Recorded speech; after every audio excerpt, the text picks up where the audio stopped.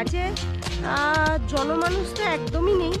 আর এই মুহূর্তে সূর্যোদয়ের সময় কিন্তু এই সাইট সিন যেগুলো আছে সেগুলো একটু জল মানে জোয়ারের টাইম হয়ে এসছে, জল এবারে একদম কাছে ছিল যে এই জায়গাটা তোমাদের সামনে ডিসকভার করবো যাতে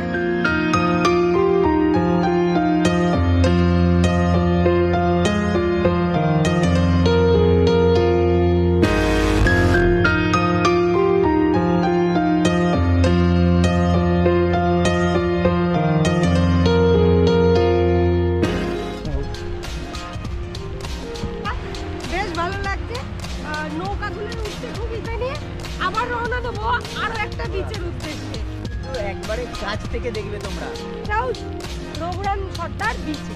রঘুরাম সর্দার এবার জল বাড়ছে আর আমাদেরকে ওইদিকে দৌড় লাগাতে হবে।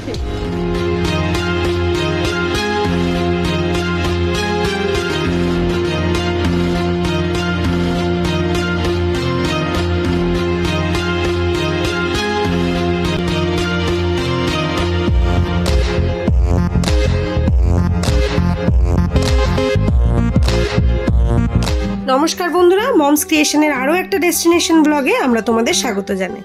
তবে আজ আর ভোরের আলো নয়, রাতের অন্ধকারকে সঙ্গী করে বেরিয়ে পড়েছি আরও একটা ডেস্টিনেশন কভার করতে। বেশ ভালোই লাগছিল কিন্তু এই অন্ধকারের মধ্যে দিয়ে নিজেদের গন্তব্যের দিকে এগিয়ে যেতে। ধর্মতলা থেকে বাসে উঠেছিলাম, দীঘার বাসে। তোমরাও যে কোনো দীঘার বাসে উঠে পড়বে আর নামতে হবে কিন্তু দীঘা বাইপাসে। সেখানে নেমে এখন যেখানে দাঁড়িয়ে আছি এই জায়গাটা জাস্ট অসাধারণ। বাড়ি থেকে বেরিয়েছিলাম তখন 4টে, আর এখন এখানে এসে পৌঁছালাম 9:16। ঠিক আছে, জায়গাটা কোথায় সেটা পরে বলবো। তবে আরও একটা উইকেন্ড ডেস্টিনেশনে এসে কিন্তু উপস্থিত হয়ে গেছি। রাত্রিবেলা আর ভিডিও করার কিছু নেই, শুধু সিনারিওটা একটু দেখে নাও, আমার চারপাশের পরিবেশটা।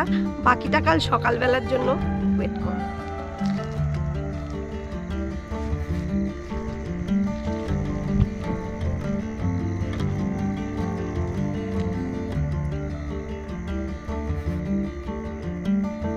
অন্ধকার কাটিয়ে এরকম একটা সূর্যোদয়কে সঙ্গে নিয়ে শুরু করলাম আজকের দিনটা। আর তোমাদের জন্য রইল বেশ কিছু সুন্দর ঘোরার মুহূর্ত। মুহূর্তে দাঁড়িয়ে আছি রঘুরাম সর্দার বার জলপাই বিচে। সকালবেলা ঘুম থেকে উঠে পড়েছি, সূর্যোদয়টাতে একদম দেখতেই হবে। আর যে বিচটায় দাঁড়িয়ে আছি কোথাও কেউ নেই, একদম ফাঁকা নিরিবিলি একটা বিচ, যে বিচে জনমানুষ তো একদমই নেই। আর সব থেকে বড় কথা, জনমানুষ থাকলেও এখানকার লোকাল লোকেরা। কিন্তু এই মুহূর্তে সূর্যোদয়ের সময় কিন্তু এই বিচটাতে কেউ নেই, জাস্ট আমি একা দাঁড়িয়ে আছি। তোমরা আমার চতুর্দিকের পরিবেশটা দেখতেই পাচ্ছ। আমি কিন্তু ক্যামেরাটা স্প্যান করছি তোমাদের সঙ্গে এটাই শেয়ার করব বলে যে বিচটা কতটা ফাঁকা আর কতটা নিরিবিলি।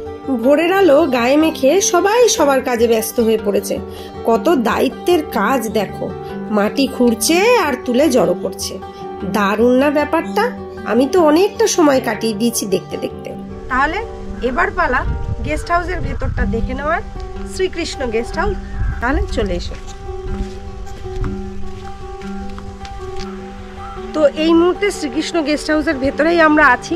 আর এখানকার যিনি ওনার, তিনি হচ্ছেন মোহনলাল বর্মন। খুব অদ্ভুতভাবে একটা জিনিস, যেটা এক সপ্তাহ আগে এখানে একটা উইকেন্ড ডেস্টিনেশন কভার করতে এসেছিলাম, এসেই কিন্তু এইখানে ঘুরে গেছিলাম, জাস্ট বিচটা দেখতে এসেছিলাম। এসে দেখলাম এখানে এত বড় একটা গেস্ট হাউস তৈরি হয়েছে, তবে কিন্তু গেস্ট হাউস এখনো অবধি চালু হয়নি। তাহলে এবার পালা একটু দাদার সঙ্গে পরিচয় করে নেওয়ার। ইনি হচ্ছে মোহনদা, গেস্ট হাউসটা ওনারই।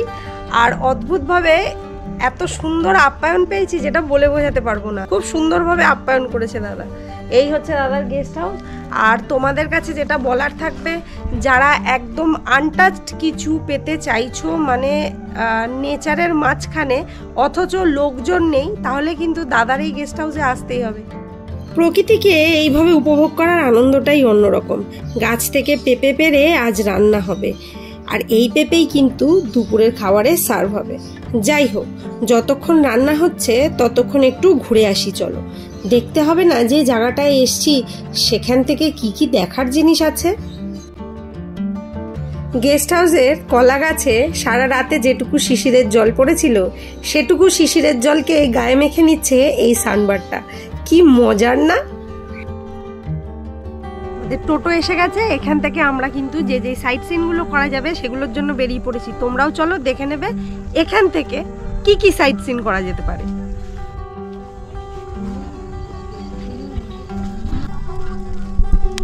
প্রচুর কাজু বাদাম খেয়েছো, কিন্তু কখনো এভাবে কাজু বাদাম গাছ থেকে ছাড়াতে দেখেছো? দেখো কত সুন্দর। আর ছুরিটা আমার খুব পছন্দ হয়েছে। নিম কাঠ তো এটা, নিম ডালের মধ্যে এরকম একটা ছুরি। এই অস্ত্রগুলো দিয়েই কিন্তু কাজু বাদাম ছাড়ানো হয়। আর এখানে কিন্তু এই কাজটাই এখন চলছে।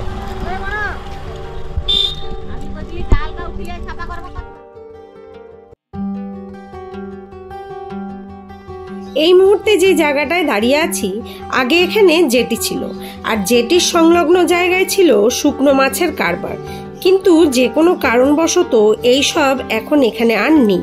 তবে জায়গাটা সৌন্দর্য রয়ে গেছে একই রকম।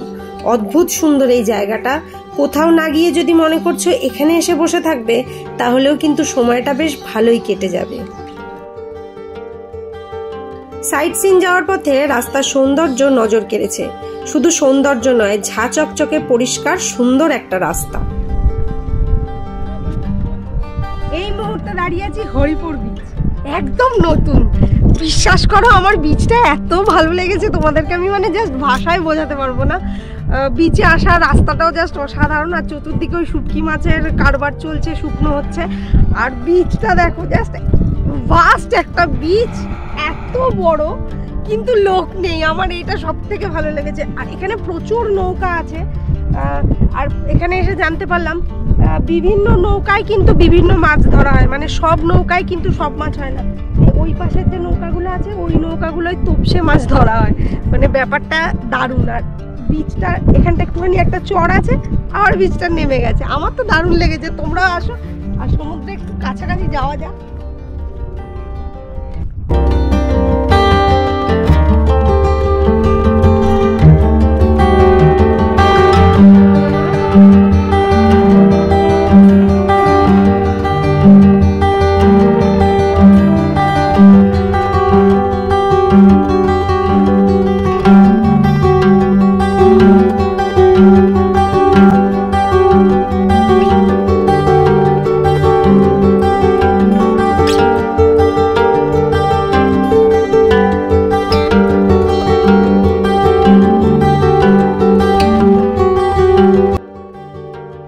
দেখো হরিপুর বিচের একদম কিন্তু সমুদ্রের কাছে আমরা। কেউ নেই, পুরো ফাঁকা বিচটা। বেশ ভালো লাগছে। নৌকাগুলো উঠতে খুব ইচ্ছা করছে, কিন্তু আবার অতটা যেতে হবে ওইদিকে এদিকে। তো এখান থেকে একটুখানি সমুদ্রটাকে খুব ভালোভাবে উপভোগ করে নিয়ে আবার রওনা দেবো আরো একটা বিচের উদ্দেশ্যে।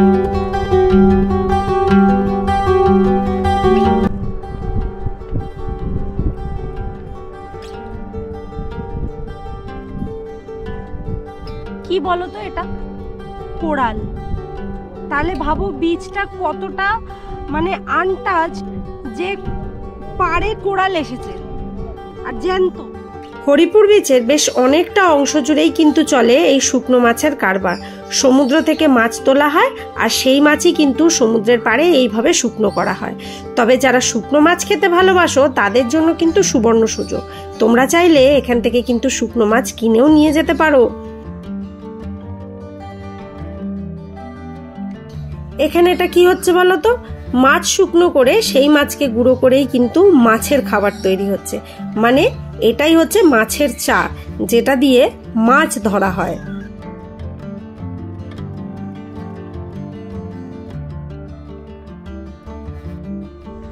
নেট দুনিয়ায় হালফিল খুব পরিচিত একটা জায়গা হচ্ছে বগুড়ান জলপাই। সেখানেই আছি। রাস্তার বিউটিটা জাস্ট অসাধারণ। আর সমুদ্র একদম সোজাসুজি, দেখতেই পাচ্ছ তোমরা সমুদ্র। আর এখানে কিন্তু বিশেষত্ব হচ্ছে লাল কাঁকড়া আর রাজ কাঁকড়া দেখতে পাওয়া যায়। চলো দেখি আমাদের জন্য অপেক্ষা করছে কিনা।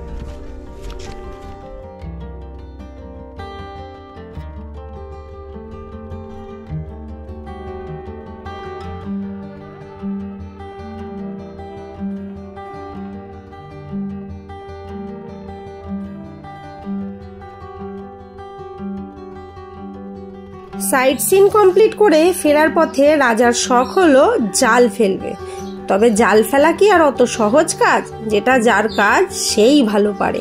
কোথায় জাল আর কোথায় জল ফেললো দেখলে। যেখানে রুম সেখানেই ডাইনিং, কিন্তু আজকে আবদার ছিল একদম খোলা ছাদের তলায়, মানে আকাশের তলায় বসে খাওয়ার। তো সেই আবদারটুকু কিন্তু যথারীতি রাখা হয়েছে।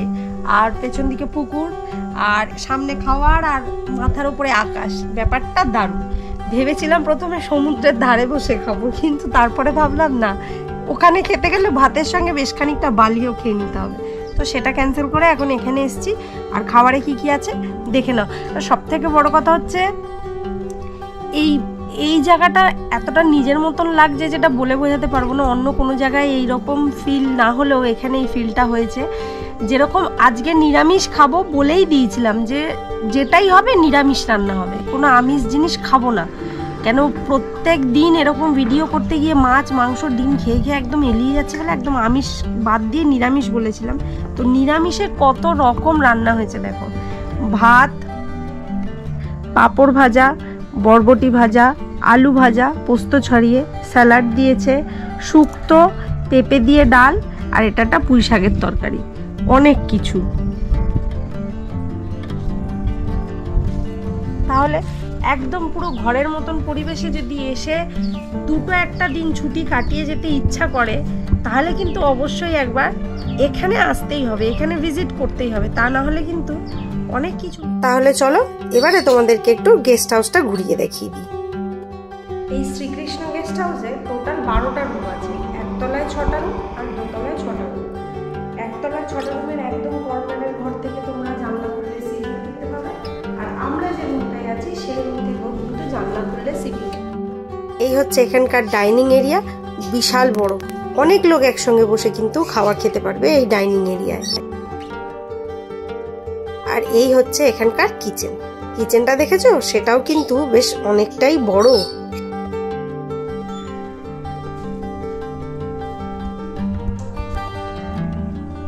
আর এই হচ্ছে আমাদের রুম, দোতলার একদম কর্নারের ঘর, যেটা জানলার বসলেই একদম কিন্তু সমুদ্র চোখের সামনে।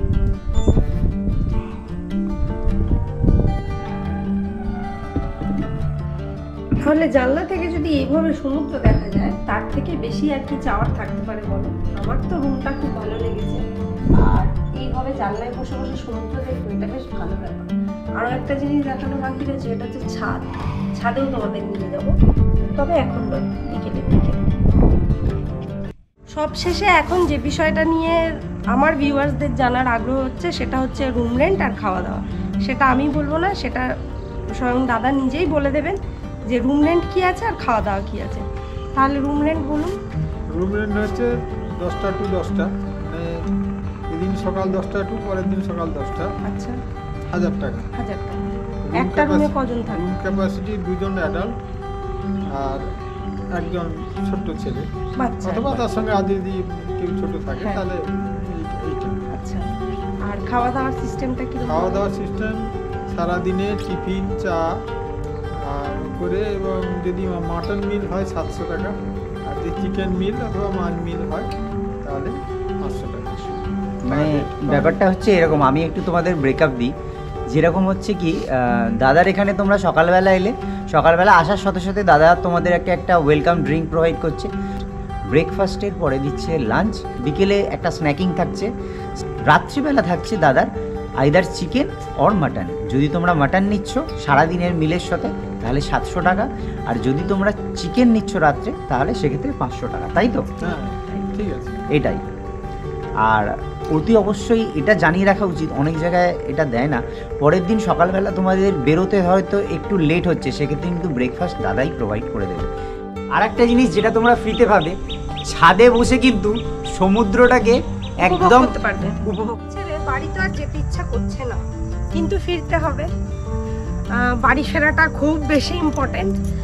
আর তোমাদের জন্য যেটা রইলো সেটা হচ্ছে কিন্তু এই এত সুন্দর একটা নির্জন নিরিবিলি পরিবেশের মধ্যে সি বিচ, ঝাউবন, এত সুন্দর। তো এই হোমলি পরিবেশের মধ্যে কিন্তু দুটো একটা দিন ইজিলি এসে কাটিয়ে যেতে পারবে।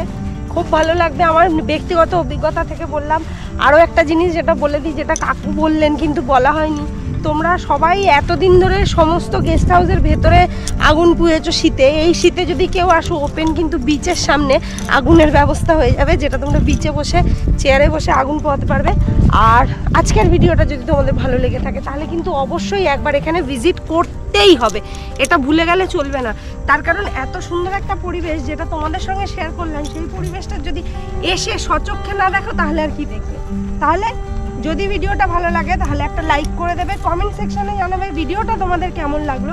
আর এরকমই যদি কোনো অফবিট প্লেসের তোমাদের কাছে ঠিকানা থেকে থাকে তাহলে কিন্তু অবশ্যই আমাকে জানাবে। আর যদি খুব ভালো লেগে থাকে তাহলে চ্যানেলটাকে সাবস্ক্রাইব করে দিয়ে আমাদের সঙ্গে থাকবে। ভালো থাকবে, সুস্থ থাকবে, আবার দেখা হবে। টাটা।